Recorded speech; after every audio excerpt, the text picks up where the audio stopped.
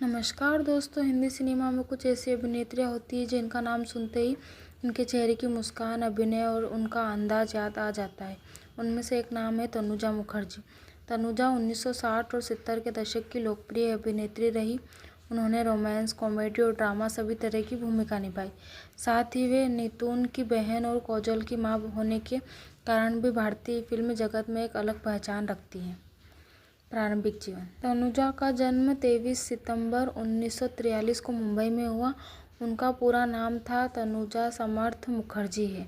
वे फिल्मी परिवार से थी। माता शोभना समर्थ अभिनेत्री, पिता कुमार सेन समर्थ निदेशक, बहनें नितून हिंदी सिनेमा की दिग्गज अभिनेत्री, चेतना और रेशम।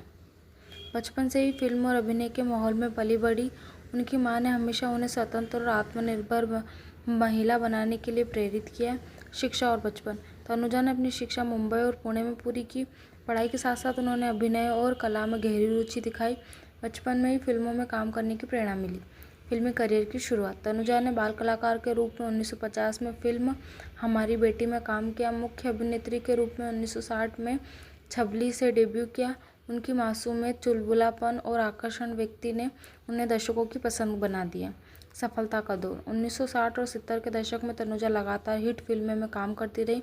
उनकी कुछ फिल्में बहारें फिर आएगी, जेवेल, थीप, देव आनंद के साथ, हाथी मेरे साथी, राजेश खन्ना के साथ, अनुभव, गंभीर भूमिका में सहारा गया, राजा रानी, संजीव कुमार के साथ, 2 और 5, शशि कपूर और अमिताभ बच्चन के साथ। उन्होंने रोमांटिक, कॉमेडी और गंभीर सभी तरह की भूमिकाएं निभाई। उनकी अदाकारा का अंदाज दर्शकों के दिलों में आज भी जीवित है। व्यक्तिगत जीवन और परिवार। उन्होंने शंभू मुखर्जी से विवाह किया। शंभू मुखर्जी एक प्रसिद्ध फिल्म निर्माता थे। उनके 2 बच्चे हुए। काजोल 1990 की सुपरहिट अभिनेत्री, तनिषा मुखर्जी फिल्म और टीवी की अभिनेत्री।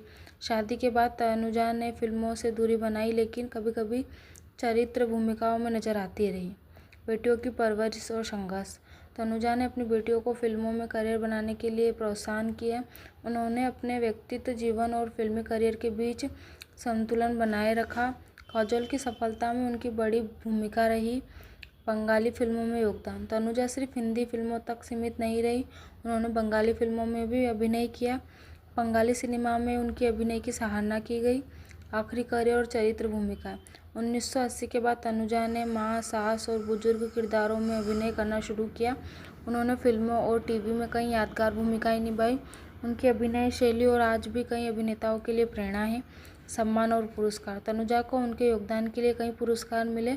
उन्हें फिल्मफेयर लाइफटाइम अचीवमेंट अवार्ड से सम्मानित किया गया। वे हमेशा सम्मानित और लोकप्रिय बनी रही। व्यक्तिगत और विशेषता। तनुजा का व्यक्तिगत बहुत स्वतंत्र, हंसमुख और आत्मविश्वासी था। उन्हें पारंपरिक सीमाओं को तोड़ा। वे न केवल अभिनय में बल्कि जीवन में भी अनुकरणीय रही।